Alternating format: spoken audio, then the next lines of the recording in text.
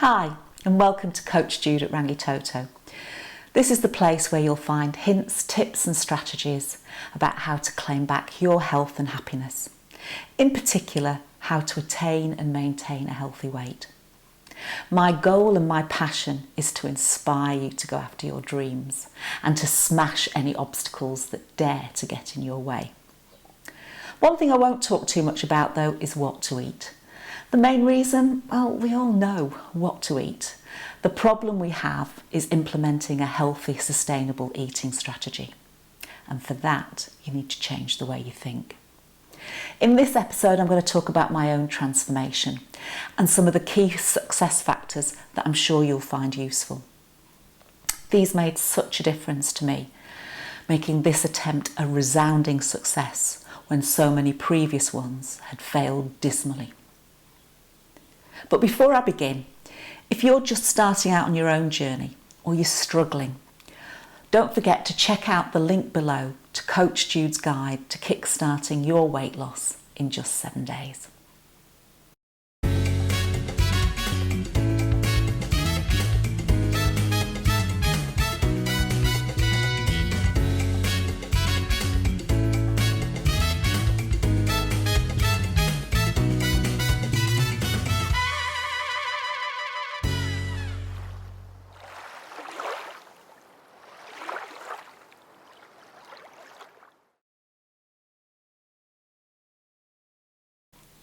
Back in 1998, when this photograph was taken, I was just 38. I was morbidly obese and not in a very good place. I weighed about 260 pounds, could hardly walk 200 yards, drank like a fish, was totally stressed out, and my motto at the time was, "It's all too hard, and what's the point anyway?" Less than a year later, I had a complete breakdown. And one of the things I remember most about this time was that putting up my hand and saying I couldn't cope was the hardest thing I've ever done. I really thought I was in a hole so deep that I would never, ever get out of it. One good thing, though, that came out of this time was I started to prioritise my health. Sadly, though, it took me another 15 years to attain a healthy weight and even longer to resolve my relationship with alcohol. Now, if you're thinking to get stunning results requires Herculean efforts, then that wasn't the case. It was actually all about identifying the key behaviours that were keeping me trapped in a place that I didn't want to be. It wasn't revolution, it was much more evolution, adjusting my path by just a few degrees. I started my journey back in 2013, and just over 12 months later, I'd lost 100 pounds and attained a healthy BMI. And I've maintained that weight ever since. Yeah, there've been a few up and downs, but I'm around about 155 pounds these days. It didn't take lots of willpower or being exceptionally disciplined. It wasn't about being good or being perfect. To succeed, all I had to actually do was keep going. The first key success factor is believe to achieve. Now, this may sound a little cliched, but back in 2010, I wasn't really aware of anybody that had gone from my size to being a healthy, normal weight. Then I started watching The Biggest Loser, and in particular, Olivia Ward in Series 11 really inspired me. I think because her starting weight was the same as mine. And when she won the show, she just looked incredible. It was really difficult to believe that she'd ever been overweight. Now, don't get me wrong, seeing other people lose 100 pounds didn't mean I believed I could lose 100 pounds. But it did open a door, and sometimes that's all we need. My narrative changed from "I'm never ever going to lose this weight" to "maybe there is a possibility that I can find a way." Now, this doesn't sound very much, but it was enough to get me started. And over the years, I've come to realise just how powerful our belief systems are and how much they shape our behaviour. Everything starts with your beliefs. And to paraphrase the famous Henry Ford quote, if you think you can or you think you can't, you're right. Now, what if you don't believe you can lose all your weight? What do you do then? Well, what I did was to think about what I was confident that I could do. I knew, for example, that I could lose 10 pounds because I'd lost 10 pounds many times before. And so, to begin with, that was all I focused on, losing that first 10 pounds. Once that was in the bag, I focused on the next, and so on. And somewhere along the line, I started to believe I could do it all. Now, looking back, it's really quite difficult to pinpoint when this happened. My impression is it's around about the halfway mark. Now, if you're sitting there thinking, that's all well and good, but the last 10 pounds are much harder to lose than the first, then I'll be covering this in a later myth-busting video. For now, if you're like I was and need to lose a lot of weight, then focus on what you can do, what the first steps are, and really try not to worry about what you might have to do in the future. The second key success factor was planning. Now, whenever you're making a big change in your life, you have to have some idea how you're actually going to do it. One big thought I had at the beginning of my journey was, if I'm going to do this, I need to change the way I think. So I started to do a bit of research and found and bought a book by a lady called Judith Beck. It promised to train my brain to think like a thin person. Just what I needed. So what did it teach me? Well, several unexpected strategies that actually made a huge difference. The first was to plan my food. Now, in the past, when I'd tried to lose weight, I'd often track or log my food, but I'd never done it ahead of time. So this was quite a minor, subtle change, but boy, did it make a difference. I got into the habit on a Saturday morning of planning all my meals for the coming week. I'd then put them into an app that told me how many calories were in each day to ensure that I didn't go over the 1,500 target I had. Then I'd do my shopping list, and then I'd go to the supermarket and buy everything I needed. The other important thing about this plan, though, was it only had delicious food on it. It didn't contain anything that I thought I should eat, or that was diet food or low fat. Instead, for dinners, there might be roast chicken or curries or pasta with a nice creamy sauce. For lunches, there could be a healthy salad, but there could equally be a hot beef sandwich or a cheese and onion toastie. And for breakfast, yes, there might be muesli or porridge with fresh fruit, but it also could be a boiled egg and peanut butter toast. So how did this little change in the way I did my food planning make such a difference? Well, one of the first was I was able to really utilise support. Why? Well, because the plan was written down, my husband could see what I was intending to eat each day. And in the morning, when I got up to go to work and hit the shower, as he was typically working from home, he would get my breakfast and my lunch together for me. And in the evening, if he was home before me, then he would start dinner. Now, I appreciate that I am incredibly lucky to have this type of support. However, the point is, it was always there. But the plan allowed me to leverage it and really get massive benefits from it. Another benefit of having my plan was that it reduced friction. Now, what do I mean by this? Well, whenever you're trying to change anything in your life, it takes effort. And if you can reduce that effort, you're much more likely to succeed. So, because I had a plan, it was much easier to follow the plan than to decide to eat something different, particularly at the end of the day, when the last thing I wanted to do was think. Similarly, it helped me manage my willpower, because without the plan, I would be coming home at the end of the day thinking, what the heck are we going to have for dinner? Have we got anything in the fridge? This is all too hard. I'm going to stop for a takeaway or at the supermarket for a ready meal. Sound familiar?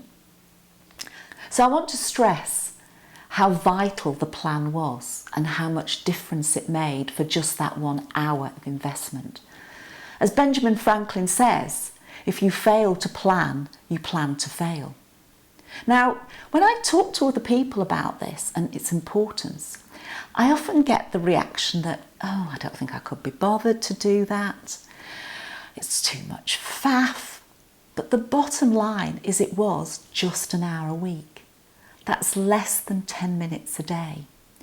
Aren't you worth 10 minutes a day? And isn't that such a small price to claim back your health and happiness? It really is. Now, another strategy that this book taught me was journaling. Now, I'd never done this before, but what it made me do was reflect on what was working and what wasn't, and what other options I could try. It really helped me gain clarity around my relationship with food, challenge my thinking, and figure out what was actually important to me. In addition, writing down my goals and the strategies I was going to use to achieve them helped me really get focused, and with it increased my success. Now, I don't journal every day, but I do it fairly regularly, particularly when I want to change something in my life. I find the act of just writing down my thoughts really does bring clarity, and with that, the amount that I can actually achieve. So the third strategy that this book encouraged me to do was to appoint a coach. After a bit of thought, I chose my brother, mainly because I knew he wouldn't let me get away with any bullshit or any pathetic excuses. And this enhanced our relationship so much. It was so valuable, I can't tell you. Typically, I'd ring him up on a Saturday morning and let him know how much weight I'd lost. Then we'd discuss what had gone well in the week, as well as any struggles, and what I could learn to take forward into the coming weeks. To begin with, we used to review my food diary, but once it became apparent that I was losing weight consistently week after week, we stopped. Now, I don't want to give you the impression that I didn't have the odd blip and gain weight, because I did. But these were typically around holidays, celebrations, staying with friends, etc. The sort of things that we all find it difficult to maintain a weight loss on. However, once I got back off these holidays or jaunts and got back to my normal routine, the weight would come off again. Now, the final key strategy I'm going to talk about today is finding my motivation. And this came from quite an unexpected source. And I'd love to tell you at the beginning of my journey that I was gung-ho for this and really up for the challenge. But actually the reality was much more like I was a recalcitrant toddler, having to be dragged every step of the way. However, I did have a plan of eating 1,500 calories a day. And what I really wanted to do was create a calorie deficit of 1,000 calories a day. But for that, I also needed to know how many calories I was burning. Again, prior to 2010, this could only really be estimated. But in 2013, the first fitness monitors were becoming available. And I bought one called the Body Buddy, which was a great clunky thing that I used to have to wear on my upper arm. Now this was a revelation, because it would tell me exactly how many calories I'd burnt every single minute of the day. It became a bit of a game to discover which activities would burn the most calories. I set myself hourly targets so that if I was getting behind, I might take a short break from work and climb a few flights of stairs. Or if I knew I was going to a meeting, to get ahead, I'd walk the longest way to the meeting rather than the shortest. The point of the monitor was because I had a target of 2,500 calories a day and an achievable hourly target, I could tell at a glance whether I was hitting that or not. And if I wasn't, there was multiple opportunities to take small little actions to get me back on track. Without the monitor, I can imagine myself thinking, what's the point of taking the stairs or parking in the farthest corner of the car park? That isn't going to help me lose £200. But the actuality was that it did, big time, because it helped me stay really focused. It motivated me to move, and it became fun. I also discovered what I call cooking with gas activities. This is where you do one thing but forward multiple goals. A good example would be ironing in front of the television. Now, compared to sitting on the couch, I would burn 2 to 3 times more calories. In addition, I'd keep my ironing bag under control. I'd always have clothes ready for the morning. And I kept my husband sweet because I ironed some shirts for him. Talk about a win-win situation. So having the monitor turned a simple goal into a really smart one. It was specific. I wanted to achieve a 1,000 calorie deficit every day. It was measurable because I had both the number of calories I was consuming as well as the number of calories I was burning. So the deficit was easy to calculate. It was achievable because I was eating foods that I loved and never going hungry, and I could achieve my burn even on the days when I was working and sitting at my desk or in my car every day. It was relevant because it was helping me lose weight, which was my overarching goal, and it was time limited. I had to do it every single day. In summary, I transformed myself from weighing 260 pounds to being able to maintain a healthy weight.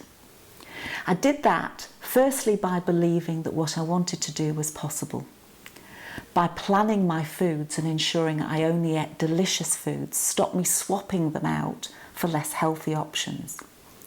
I used journaling to clarify my thinking, and I used my monitor to get timely feedback on my burn. And lastly, I had a coach to keep me accountable. Now, if you've already started your own journey, or maybe you're just thinking about it, I'd love for you to share your experiences. This weight loss malarkey is pretty complicated, and there's always something new to learn. I'd really like for us to help and support each other every single step of the way. And remember, if you are struggling or you're just starting out, don't forget to check out the link below for Coach Jude's guide on how to kickstart your weight loss journey in just 7 days. Lastly, I'd really like to thank you for your time. I really do appreciate it. I hope I've inspired you, and I wish you all the best. Until next time, bye.